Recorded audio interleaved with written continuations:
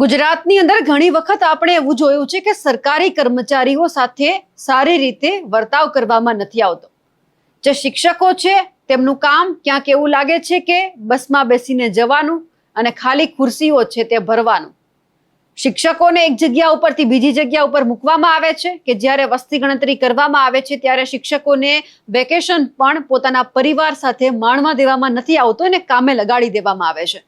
હવે આ બધી જ બાબત છે માં એક વાત એ સામે આવી છે કે જ્યારે વસ્તી ગણતરીની શરૂઆત થવાની છે, ઘરે ઘરે જઈને શિક્ષકો જશે, લોકોને સમજાવશે, એ માટે એક તાલીમનું સેશન છે તે ગોઠવવામાં આવ્યું ભાવનગરની અંદર. પણ હવે આ જ બાબતે ભાવનગરમાં મોટો ડખો છે તે સામે આવ્યો છે. નમસ્કાર, આપ જોઈ રહ્યા છો નિર્ભય ન્યૂઝ અને હું છું આપની સાથે રિદ્ધિ. ગુજરાતની અંદર થોડા દિવસની અંદર વસ્તી ગણતરી છે તેમનો આરંભ થવાનો છે, એટલે કે શિક્ષકોને અત્યારથી તાલીમ આપવામાં આવી રહી છે અને આ જ તાલીમ માટે અલગ અલગ જિલ્લા છે તેમાંથી શિક્ષકોને બોલાવવામાં આવ્યા હતા. લગભગ રાજકોટની આજુબાજુના વિસ્તારના જે શિક્ષકો છે એ ભાવનગર જિલ્લાના તળાજા તાલુકામાં આવ્યા હતા કે જ્યાં શિક્ષકો માટેની વસ્તી ગણતરી તાલીમ રાખવામાં આવી હતી. હવે આ જ તાલીમની અંદર ગેરવ્યવસ્થા છે તે ઊભી થઈ છે.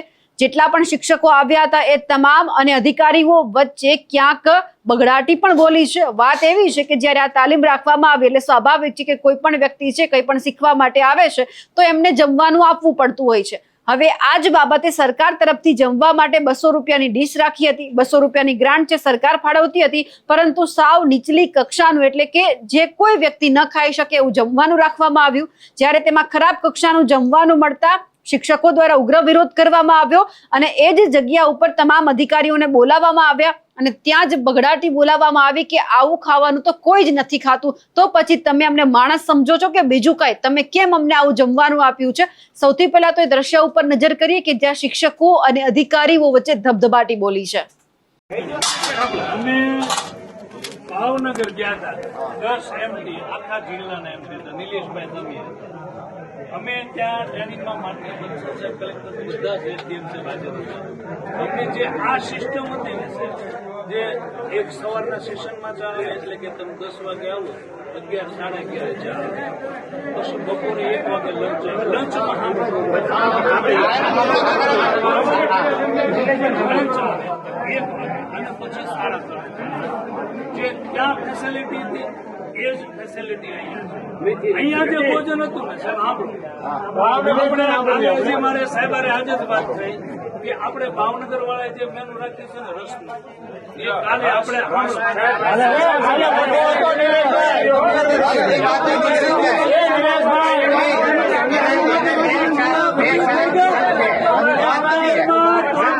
પૂરી થઈ ગઈ.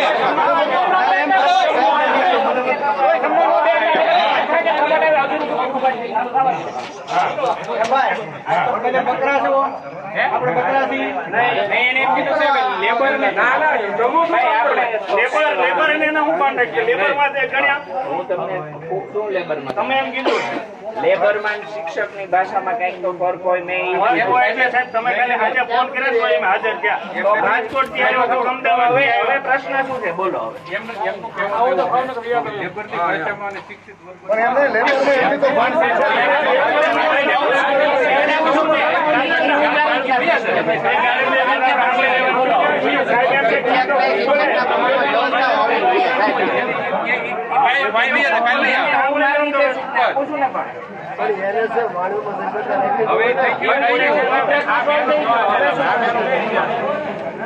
હવે કાઈ નહીં, આજનો દિવસ રદ કરી નાખો. વાત કોઈ નહીં.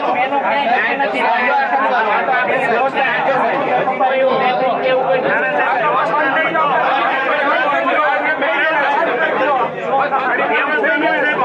આજુબાજુમાં જમણવાર હોય વ્યવસ્થા નથી જમણવાર હોય